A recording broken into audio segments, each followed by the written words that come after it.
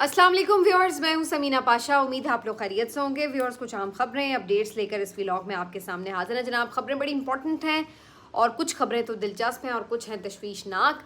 तो ये सब खबरें आपके साथ शेयर करेंगे क्योंकि इस दफ़ा जो एक वार किया गया इस्टेब्लिशमेंट की तरफ से ये बड़ा ख़तरनाक है, क्योंकि उसके बाद हमें टोटल क्योस नज़र आ रहा है पाकिस्तान तहरीक इंसाफ की सफ़ों में। और ऐसा लग रहा है कि बिल्कुल एक जुमला बोला जाता है कि बोंदल गए ने, तो कुछ उस तरह की सूरत हाल लग रही है कि कुछ किसी को जैसे समझ ही ना आ रही हो कि मुख्तलिफ इशूज़ के ऊपर करना क्या है। ये सारी चीज़ मैं अभी एलेबरेट करती हूँ आपके सामने। और इसका एक जो वाज़े आज का एक मैसेज है, जो एक पैगाम है, जो एक मजहर है, मिसाल है, वो PTM के ऊपर होने वाला या पश्तून जरगे के ऊपर होने वाला जो धावा है उसके बारे में PTI के मुख्तलिफ स्टेटमेंट्स और उनके मुख्तलिफ लीडर्स के मुख्तलिफ स्टेटमेंट्स बताते हैं कि किस कदर कन्फ्यूजन है। ये सारी चीज़ें आपके साथ शेयर करते हैं। अलबत्ता आज मौलाना फजल रहमान साहब से कहा मुलाकात ज़रूर हुई है पाकिस्तान तहरीक इंसाफ की सीनियर लीडरशिप की, और ये काफ़ी हौसला अफजा मुलाकात रही आईनी तरमीम के हवाले से। इसके ऊपर बात करेंगे। इसके बाद जी हिना परवेज़ भट्ट साहिबा के ऊपर बड़ी तनकीद हो रही है, क्यों, शेयर करेंगे। और फिर चौधरी निसार से मुतालिक भी एक खबर सामने आई, उसके हवाले से भी हकीकत आपके सामने रखेंगे। आपसे रिक्वेस्ट है कि चैनल को सब्सक्राइब कर लें अगर अभी तक सब्सक्राइब नहीं किया।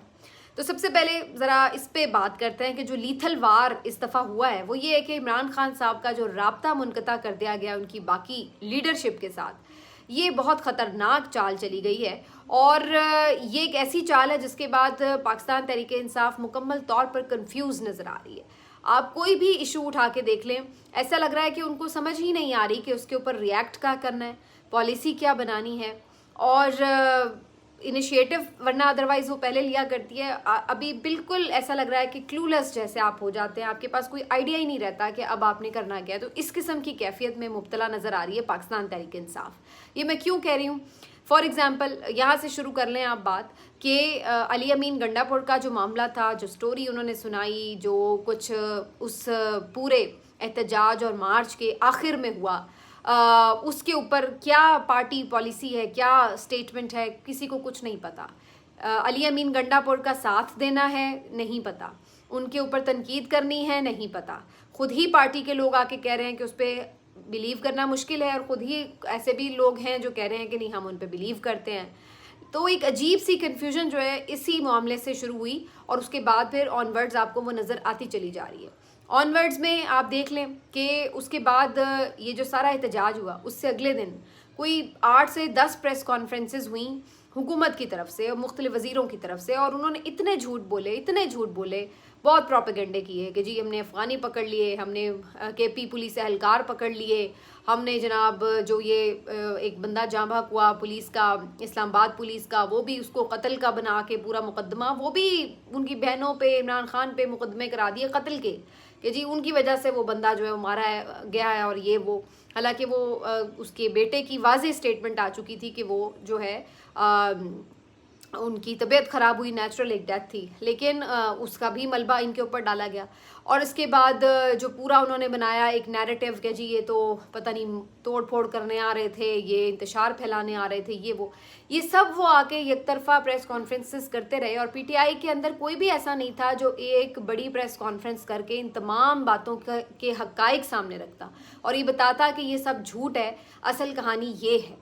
सोशल मीडिया पर ज़रूर वो सारा तिया पांचा होता चला जा रहा था, लेकिन अदरवाइज़ जो पॉलिटिकली एक आपको नैरेटिव की ज़रूरत होती है कि आप आके नेशनल मीडिया पर बताएं कि जी ये गलत बात है, ये इस तरह से नहीं है, ये ऐसे है, वो चीज़ हमें कोई नज़र नहीं आई, टोटल खामोशी। उसके बाद फिर एक और आप ले लीजिए कि इमरान खान साहब के ऊपर मुलाकात पर पाबंदी लगा दी गई। इस मामले के ऊपर भी अभी तक कोई एक प्रेस कॉन्फ्रेंस नहीं की गई पाकिस्तान तहरीक इंसाफ की तरफ से कि आप एक बैठ कर बाकायदा बैंड बजा दें, शोर मचा दें कि भाई आपने ये किया तो किया कैसे हो सकता है कि आप इमरान खान से हमें मिलने ना दें, उनकी फैमिली को मिलने ना दें, उनकी खैरियत से मुतालिक पता ना हो, ये कैसे हो सकता है। और इतना ज़्यादा इस पर प्रेशर बढ़ाना चाहिए था कि हुकूमत को इस बात का खौफ रहता कि भाई ये कैसे मुमकिन है। और ये आपको याद होगा कुछ अर्सा पहले भी जब इस तरह सिक्योरिटी थ्रेट का बहाना बनाकर ये किया गया था तो एक प्रेशर बिल्ड किया गया, जिसके बाद 2-4 दिनों के बाद ही हुकूमत का ये फैसला उड़ के रह गया था। और उस वक्त जो कोर्ट्स हैं उसकी तरफ से भी डिसीजन आ गए थे और फिर वैसे भी हुकूमत पीछे हट गई थी इस फैसले पे। लेकिन इस दफ़ा ये फैसला हुआ तो इसके बाद ऐसी खामोशी है, सबके होंठ सिले हुए हैं, कोई आके इसके ऊपर शोर नहीं बचा रहा कि जी इमरान खान साहब कहते तन्हाई में है। और सबसे बड़ी बात ये है कि उनकी लाइफ के हवाले से, उनकी लाइफ सेफ्टी के हवाले से जो है कोई चीज़ नहीं पता है। और क़यादत क्यों, बिल्कुल ऐसे ठंड प्रोग्राम चल रहा है, कोई आके इस पर प्रेस कॉल नहीं, मतलब क्लूलेस है कि हमने इसको उठाना कैसे, हाईलाइट कैसे करना है। और उसके बाद जो पीटीएम वाला मामला है इसके ऊपर तो फिर आप इल्ला माशाल्लाह देखते चले जाएं कि ये कर क्या रहे हैं।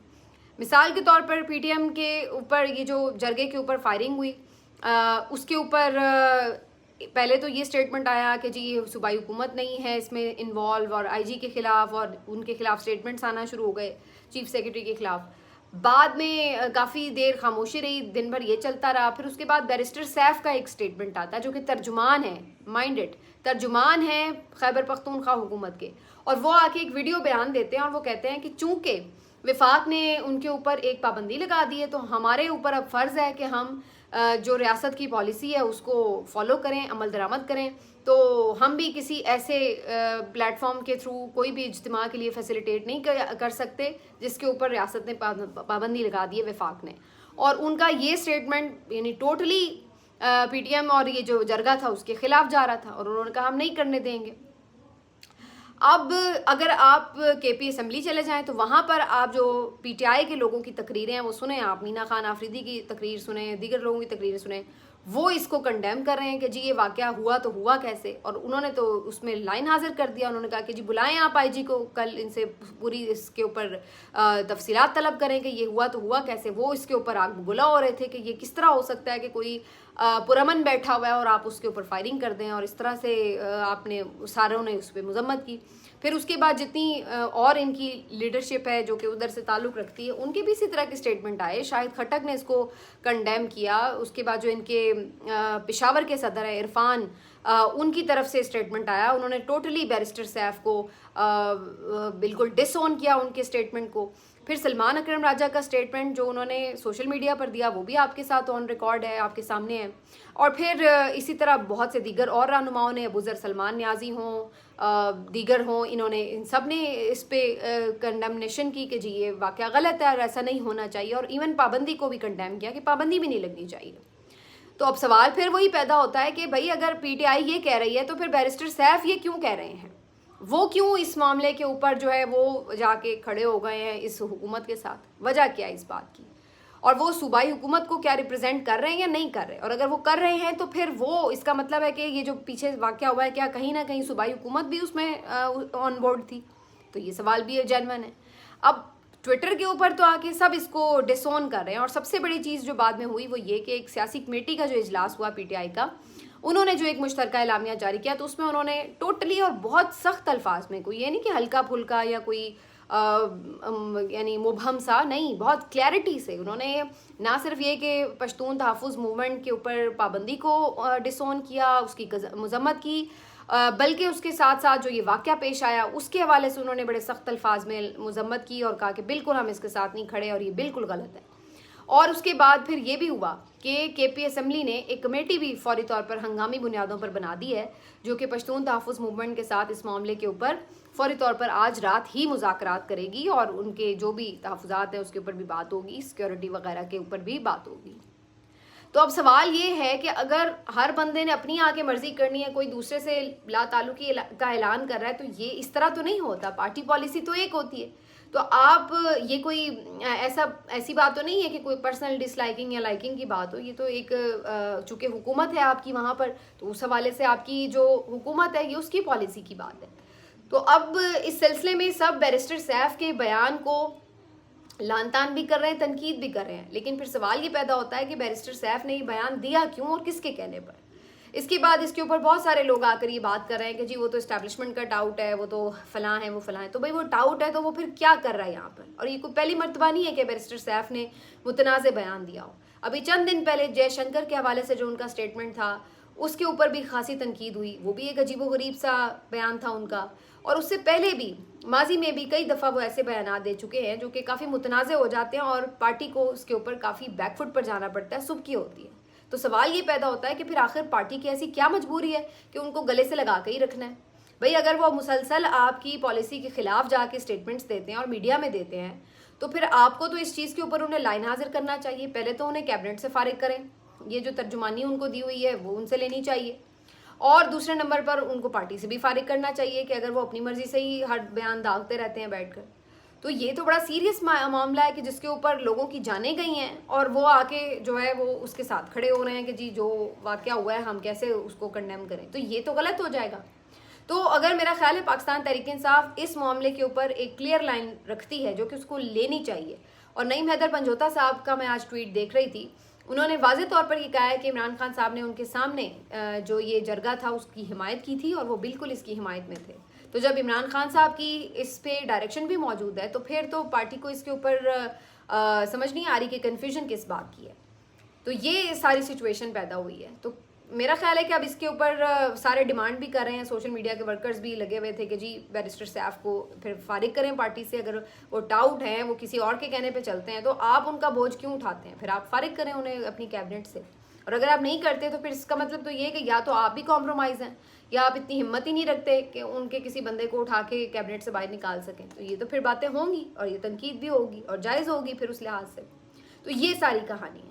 तो मैं जो अपना शुरू में मैंने जो आर्ग्यूमेंट दिया था आपको वो यही था कि बेसिकली ऐसे लग रहा है चंद दिनों से कि जैसे पार्टी बिल्कुल लावारिस सी हुई हो, जिसको समझ ही नहीं आ रही हो कि हमने करना है तो करना क्या है। अब एहतजाज के ऊपर भी, एहतजाज ख़त्म है, एहतजाज जारी है, इसके ऊपर भी कोई वाज़ेह बात नहीं आ रही थी।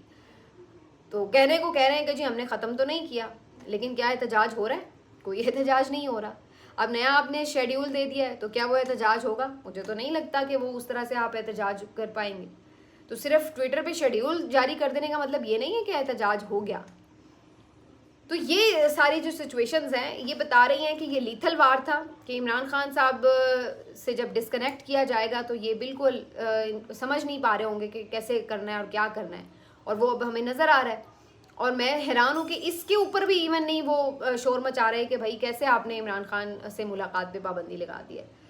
ये ज़रूर है कि चैलेंज किया था, वो जिस बंदे ने चैलेंज किया अगले उसको ही उठा के ले गए। अब वो उसको पहले बाजियाब करो तो वो एक नई कहानी शुरू हो गई। इसके अलावा जो चैलेंज करने की बात हुई है, तो जैसे मैंने आपको पिछले व्लॉग में बताया था कि बुशरा बीबी साहिबा की ज़मानत के हवाले से जो केस जस्टिस मियां गुल हसन औरंगज़ेब साहब के पास लगा हुआ था वो भी कॉज लिस्ट से निकल गया है। और ख़बर ये आ रही थी कि शायद उनकी तबीयत ठीक नहीं है, जो भी कुछ हुआ है, लेकिन बहरहाल अब उसके ऊपर फर्दर समाअत नहीं हो रही। तो ये जो इम्कान था कि शायद 2-3 दिनों में ही इसके ऊपर कुछ फैसला हो जाए, ये भी मामला अब खटाई में पड़ता हुआ नज़र आ रहा है। लेकिन जो एक अच्छी चीज़ पाकिस्तान तहरीक इंसाफ ने आज की कि दोबारा से आज मौलाना फजल रहमान साहब से इनकी मुलाकात हुई है।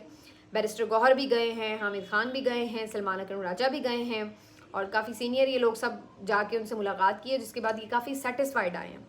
और ज़राए ये ख़बर दे रहे हैं कि मौलाना ने ये कहा है कि PTI बिल्कुल महफूज हाथों में है, यानी कि जो आइनी तरमीम का मामला है उसके ऊपर मौलाना वहीं पे खड़े हैं जहां पहले खड़े थे। और मैं आपको अपने पिछले 1-2 व्लॉग्स से पहले वाज़ेह तौर पर बता चुकी हूँ कि जो हमारे सोर्सेज खबर देते हैं कि मौलाना ने किस तरह का जो एक ड्राफ्ट है वो तैयार किया है, और ये भी खबर आ रही है कि सलमान अकरम राजा साहब भी उस ड्राफ्ट से काफ़ी हद तक मुत्तफिक हैं।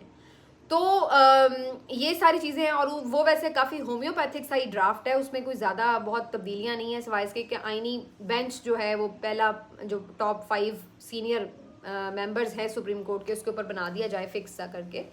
तो वो एक डिफरेंस है। और इसके अलावा जो जजेस की अपॉइंटमेंट है उसके ऊपर एक बात ज़रूर हो रही है कि जो 18वीं तरमीम में हुआ करता था कि पार्लिमानी कमेटी एक सजेशन देगी और फिर इधर से जो जजेस की कमेटी है वो होगी और फिर उसके ऊपर एक कंसेंसस होगा। ये पहले 18वीं तरमीम में डिसाइड हुआ था, बाद में इसको चेंज करके जुडिशल कमीशन के थ्रू जो है वो जजेस की अपॉइंटमेंट का तरीकाकार बनाया गया था। तो इस पे शायद मौलाना दोबारा ये चाह रहे हैं कि हम उस मामले की तरफ जा सकते हैं कि दोबारा से पार्लिमानी कमेटी के थ्रू जो है इसको इनिशिएट किया जाए। तो इस तरह करके शायद इसमें कुछ तब्दीली लाई जा सकती है, लेकिन अदरवाइज़ बाकी जो बहुत ख़तरनाक चीज़ें थी उसके ऊपर मौलाना जो हैं वो कोई ख़ास इनके साथ खड़े अब हुकूमत के मामले में आते हुए नज़र नहीं आ रहे।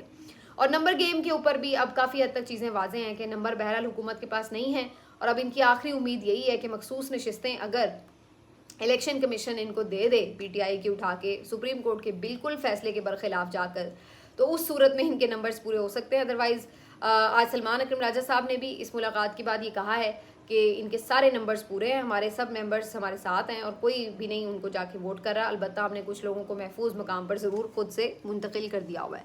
तो ये सारी कहानी जो है वो अमेंडमेंट्स के हवाले से, उसमें फ़िलहाल हमें कोई अब ज़्यादा नज़र नहीं आ रही एक्टिविटी। आखिर में जी 2 चीज़ें हैं जिसके ऊपर आपको अपडेट कर दूं। एक तो चौधरी निसार अली खान साहब के हवाले से बड़े अरसे बाद एक ख़बर सर्कुलेट कर रही थी और किसी ने ये खबर जारी की कि जी वो पाकिस्तान तहरीक इंसाफ में शामिल हो गए हैं। अब ये हो गए हैं भी एक वैसे बड़ी अजीब बात थी, क्योंकि इमरान खान साहब की मर्ज़ी के बगैर तो शायद उन्हें शामिल नहीं किया जा सकता था, और इमरान खान साहब से तो इस वक्त किसी की ना मुलाकात हो रही है, ना बात हो रही है, ना चौधरी निसार कहीं पे सामने आए हैं कि किसी पीटीआई लीडरशिप से मिले हों या कुछ इस तरह। तो ये आउट ऑफ द बॉक्स अचानक तो नहीं हो सकता कि जी ये शामिल हो गए। तो ये बड़ी अजीब सी खबर थी। और फिर जब इसको मैंने डिग आउट किया तो मेरे सोर्सेज ने मुझे यही खबर कंफर्म की कि ये खबर में कोई सदाकत नहीं है, ऐसी कोई चीज़ नहीं हो रही है, बस ऐसे ही कोई फेक न्यूज़ है। तो बहरहाल चौधरी निसार अली खान साहब की चूँकि खान साहब से एक दोस्ती भी रही है, तो इस वजह से अक्सर लोग ही हमेशा ये कहते रहे हैं कि जी उनको जब उन्होंने नून लीग भी छोड़ी थी उसके बाद भी काफ़ी ये बात हुई थी कि शायद वो पीटीआई ज्वाइन कर लें, लेकिन बहरहाल उन्होंने पीटीआई ज्वाइन नहीं की थी और वो अलग ही रहे हैं इस मामले पर।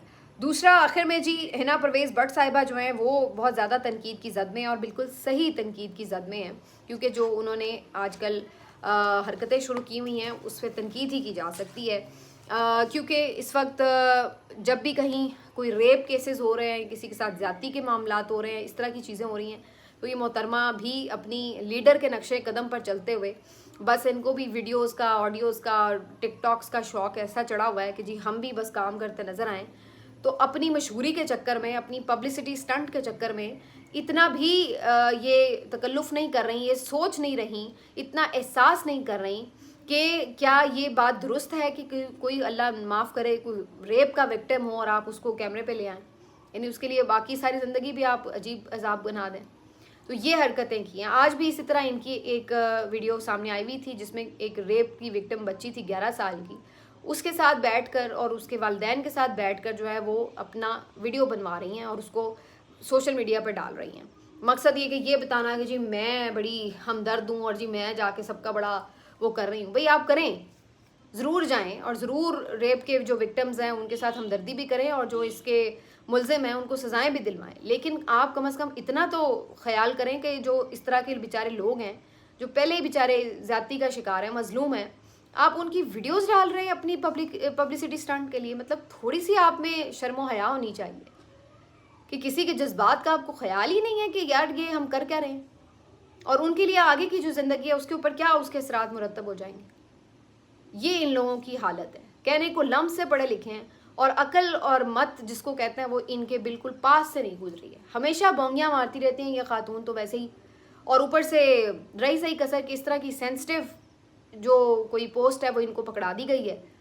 पकड़ाने वाली भी माशाल्लाह आपको पता है कितनी ज़हीनो फ़तीन खातून है, और ऊपर से उनको पकड़ा दी है। उनको अब ये नहीं समझ आ रही, जैसे वो कहते हैं बंदर के हाथ उस तरह आ जाता है, तो बस जी हम अपनी मशहूरियाँ करा लें और वो चाहे हमें किसी के भी इज़्ज़त के ऊपर खड़े होकर करनी पड़े, किसी भी तरह करनी पड़े, वो हम करा लें।